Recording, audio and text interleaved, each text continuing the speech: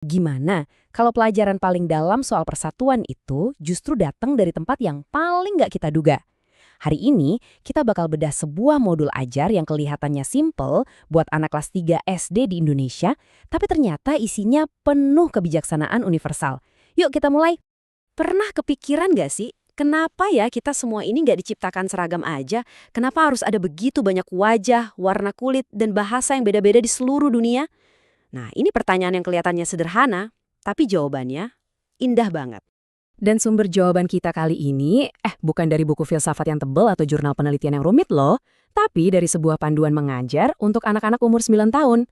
Ini jadi pengingat buat kita semua, kalau kebenaran itu seringkali dibungkus dalam kesederhanaan. Oke, kita mulai dari dasarnya dulu. Bagian pertama ini ngomongin soal pondasi keberadaan kita. Fakta bahwa kita ini diciptakan berbeda. Pelajarannya nggak dimulai dengan teori yang berat. Anak-anak ini cuma diminta melakukan satu hal simple. Lihat teman di sebelahnya, perhatiin mukanya, dengerin cara dia ngomong. Konsep keberagaman yang abstrak itu langsung dibuat jadi nyata dan personal di dalam kelas. Bukan lagi teori, tapi pengalaman langsung. Nah, di situ kuncinya. Dan disinilah letak pergeseran cara pandangnya. Coba lihat deh. Perbedaan itu bukan kebetulan. Modul ini ngajarin kalau keberagaman itu adalah sebuah pilihan yang disengaja. Sebuah tanda keagungan bukan cacat produksi. Wah, ini ide yang kuat banget untuk ditanamkan sejak kecil kan? Nah, dari gagasan kalau perbedaan itu adalah sebuah desain, kita beranjak ke landasan spiritualnya. Kenapa sih keberagaman ini dianggap sebagai tanda kebesaran? Inilah dasarnya.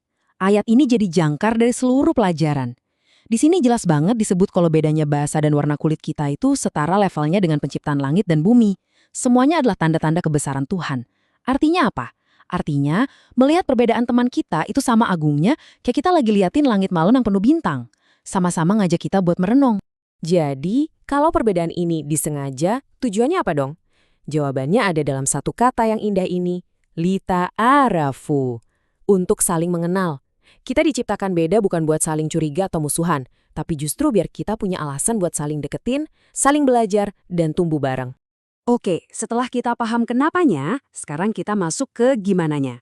Gimana caranya prinsip-prinsip keren tadi diterjemahin jadi perilaku sehari-hari di kelas? Tapi sebelum ke aturan mainnya, prinsip utamanya harus ditegakkan dulu. Kutipan dari khotbah terakhir Nabi Muhammad ini benar-benar menghapus semua level superioritas berdasarkan suku atau ras. Satu-satunya yang jadi pembeda nilai seseorang itu ya karakternya, ketakwaannya, titik. Semua manusia itu setara. Dan coba deh lihat gimana prinsip agung tadi diwujudkan jadi aturan yang super praktis di kelas. Jelas banget kan? Panggil teman dengan nama baiknya. Jangan pakai label sukunya. Ajak semua orang buat ikutan. Jangan bikin geng-gengan eksklusif. Ini benar-benar aturan dasar buat membangun komunitas yang sehat. Nah, dari aturan yang sifatnya larangan, kita pindah ke tindakan proaktif yang bisa membangun kehangatan. Ini bukan cuma soal apa yang nggak boleh dilakukan, tapi juga soal etiket atau adab untuk membangun jembatan persahabatan. Modul ini ngasih 3 langkah yang simple banget tapi dampaknya luar biasa. Pertama, hargai logat temanmu. Itu bukan bahan bercandaan, itu adalah musik dari identitasnya. Kedua, jadiin makanan sebagai jembatan. Ini cara paling enak buat saling kenal. Dan ketiga, tunjukkan rasa hormat dengan belajar beberapa kata sapaan dari bahasa mereka. Usaha kecil tapi dampaknya besar. Dan lihat deh, gimana tindakan sesimpel berbagi oleh-oleh itu nyambung banget sama ajaran yang dalam ini. Sebuah hadiah kecil, kayak makanan khas daerah, itu bisa jadi benih yang numbuhin rasa sayang dan peduli di antara teman-teman. Sekarang, yuk kita coba tarik mundur sedikit dan lihat gambaran besarnya. Gimana pelajaran dari ruang kelas kecil ini jadi relevan buat kita semua dalam skala yang jauh lebih luas? 718. Angka apa ini? Ini bukan angka sembarangan. Ini adalah jumlah bahasa daerah yang ada di Indonesia. Ini nunjukin betapa besarnya skala keberagaman yang harus kita kelola sebagai bangsa. Dan kenapa pelajaran kayak gini tuh penting banget.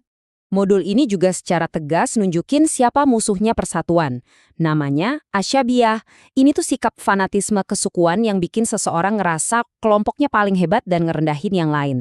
Sikap kayak gini adalah racun buat keberagaman. Dan inilah penawarnya. Toleransi, atau dalam bahasa Arab disebut tasamuh.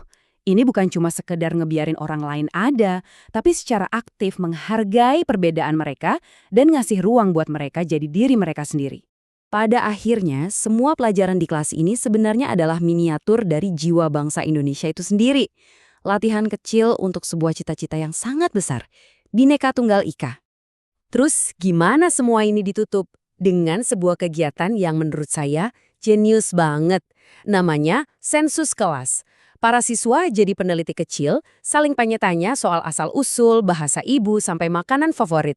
Ini adalah praktek Lita Arofu secara langsung.